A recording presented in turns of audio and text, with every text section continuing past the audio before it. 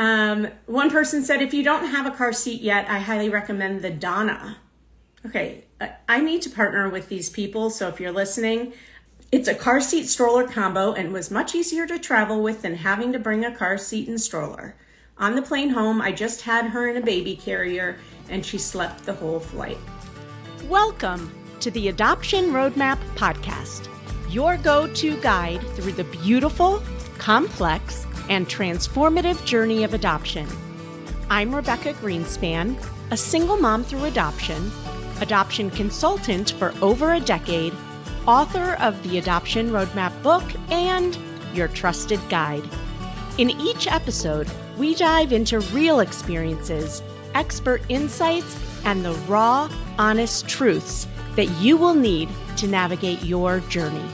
Whether you're just beginning, in the thick of it, or well past placement, you'll find support and community here to help you navigate this unique path with confidence and love.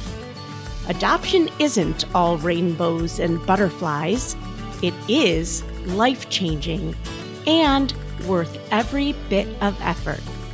Let's learn, grow, and journey together on the Adoption Roadmap Podcast.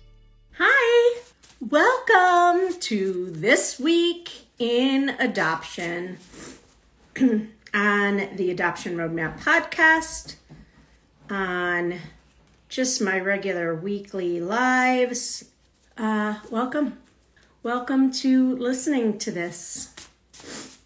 And what I haven't done for a while, I don't like this one. There's a card, is pull an affirmation card, but there's one that says my own affirmation. I don't want my own affirmation this morning, which is why I want to pull a card.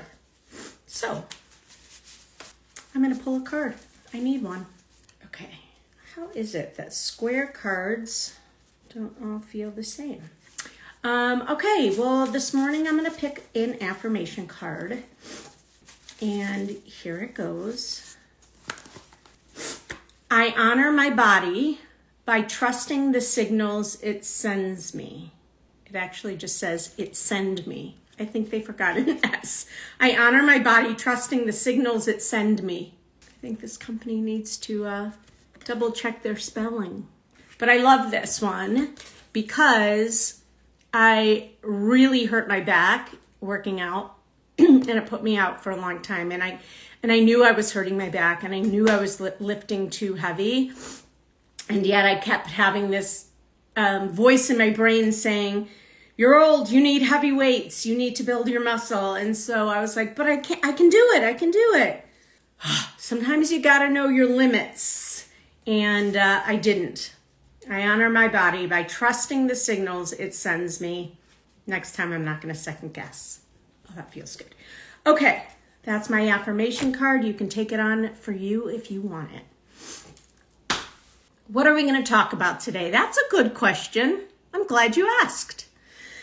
Today, we are going to talk about a couple things. I want to give a shout out to Kiki.ks, which might stand for Kansas. I don't know.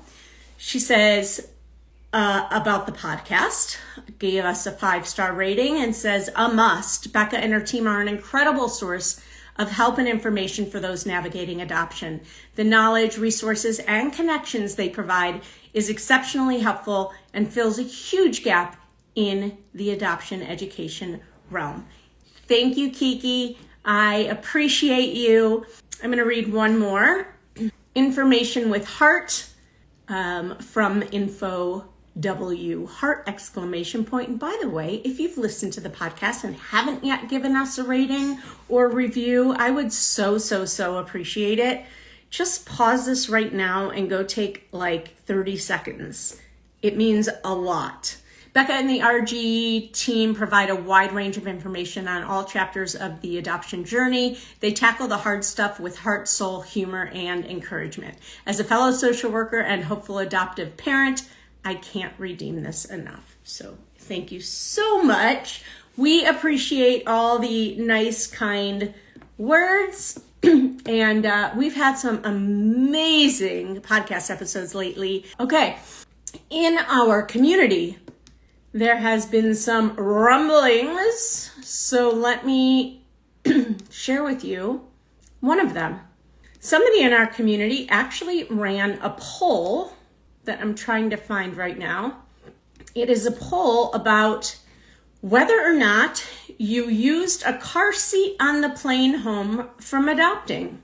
Here's what I will tell you. 32% said one thing, 68% said another. What do you think was the majority answer? Yes, they used a car seat on the plane home from adopting, or no? What do you think was the answer? If you said you don't think that they used a car seat on the plane on the way home, you would be right. One person said, if you don't have a car seat yet, I highly recommend the Donna. Okay, I need to partner with these people, so if you're listening, it's a car seat stroller combo and was much easier to travel with than having to bring a car seat and stroller. On the plane home, I just had her in a baby carrier and she slept the whole flight. Somebody else seconded that. Oh, except that they called it Duna, so I don't know if it's Duna or Donna. I made the trip home and the days since easy. It made the trip home the days since easy. He slept the whole cross-country flight. Okay, and then one thing that you need to know, because the person asking the question said, oh, we just got one for free, deciding if we bring it or not. If we aren't going to use it for the plane, we'll rent a car seat while we're there. And the person said, that's exciting that you got one for free. If it's used, do you know if it's been in an accident or when it expires?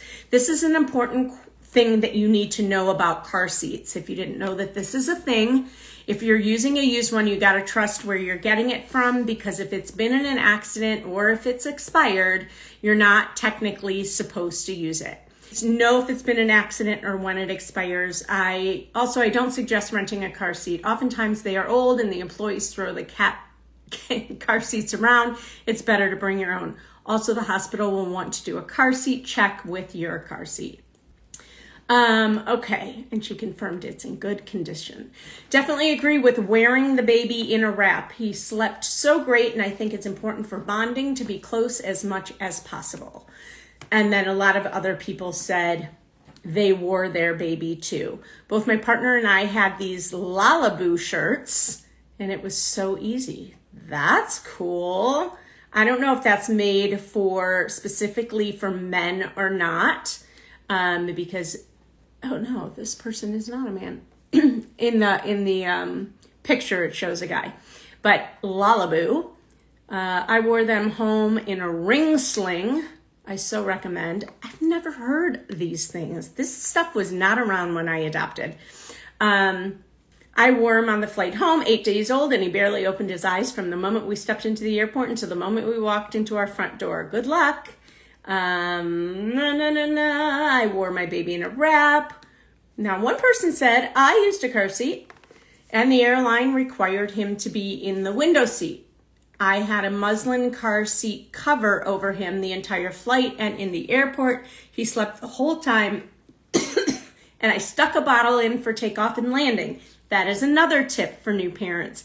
Bottle at takeoff and landing helps them with their ears. Otherwise, if their ears get, all screwy from the takeoff and landing from the pressure, it can really be painful for the babies, and they scream and cry, and you don't want that. And then you're really stressed because of other people looking at you. But who cares?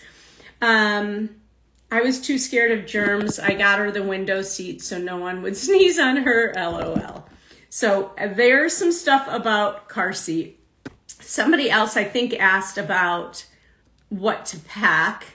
And what I'll say about that, and if I find one, if I find it, I'll read it to you.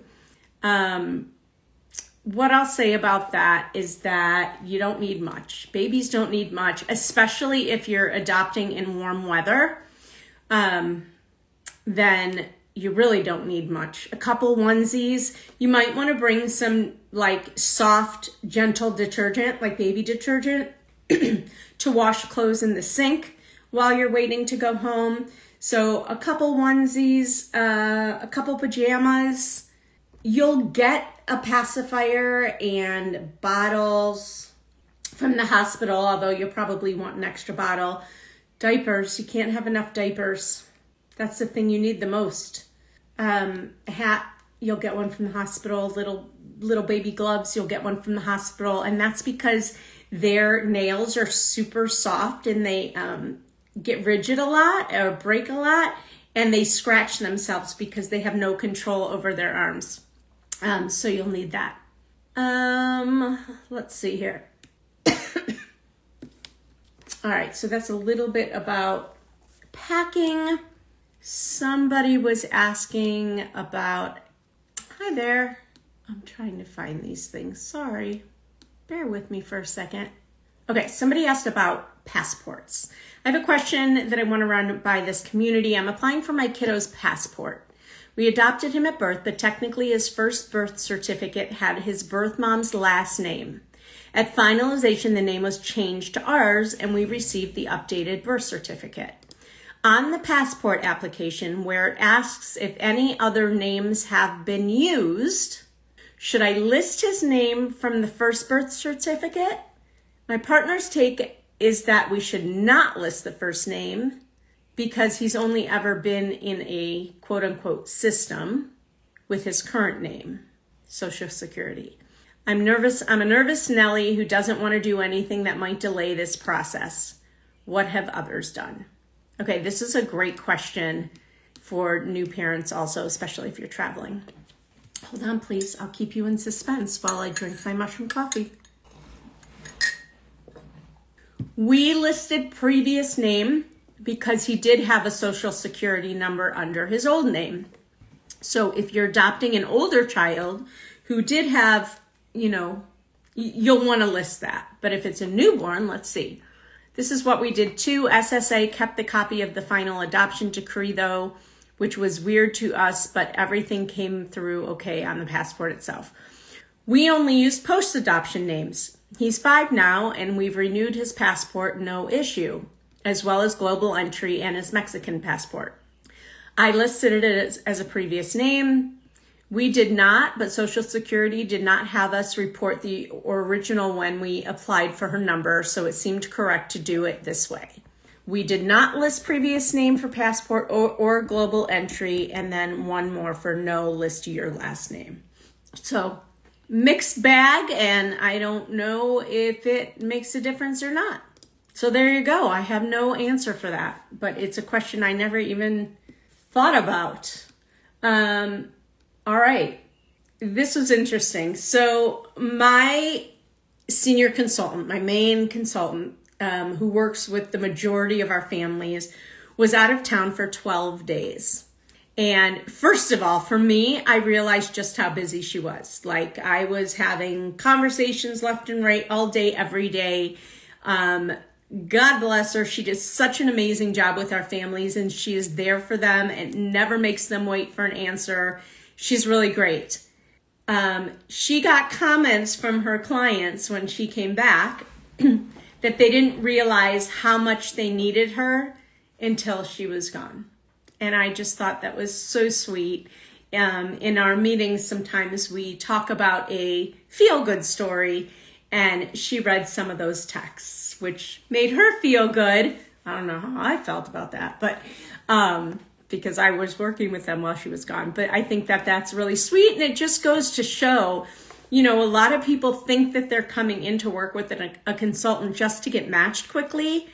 And then by the middle or towards the end of their time with us, they quickly realize that, I need way more than just a baby to match with. Like, there's so much that you need help with that you're like a deer in headlights if you don't know who to ask questions to along the way. And they were feeling that. I want to give a shout out to this month, I just learned, is Social Work Month. So I want to give a shout out to all of the social workers who do such amazing work, especially in the field of adoption. Of course, in general, but in the field of adoption, the social workers are the backbone of this entire industry.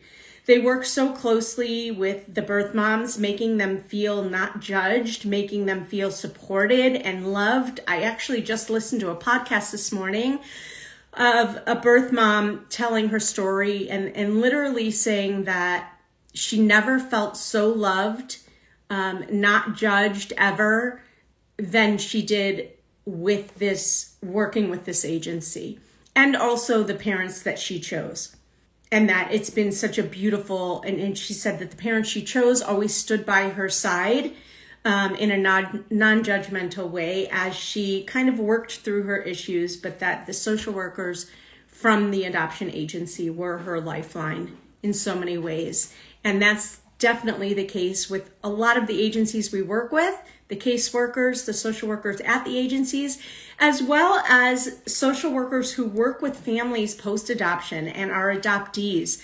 I have heard from so many adoptees throughout the years that the one person that has been kind of the most important person in their life to work through a lot of the issues that they experience from adoption is their social worker. So I just want to give kudos and a shout out to all the amazing adoption therapists. We need you. We see you.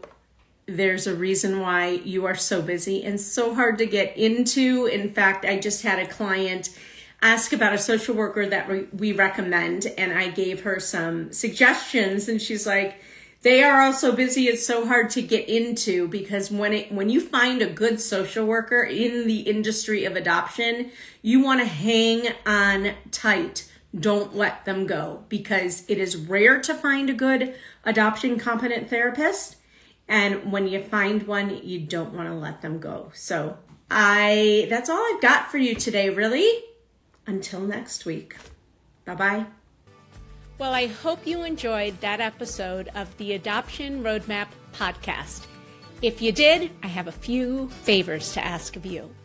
First, please hit subscribe so you never miss an episode. And while you're at it, I'd love to hear your takeaways. Please write a review and let me know what you liked. And if you have a question or a suggestion on what you'd like to hear, I'd love to hear that too. Please shoot me an email at support@rgadoptionconsulting.com and let me know what you'd like to hear about. And if you have a question, I may just answer it online. Thanks again for listening. Tune in every Wednesday and Friday morning for a brand new episode of the Adoption Roadmap podcast. Until next time, bye-bye.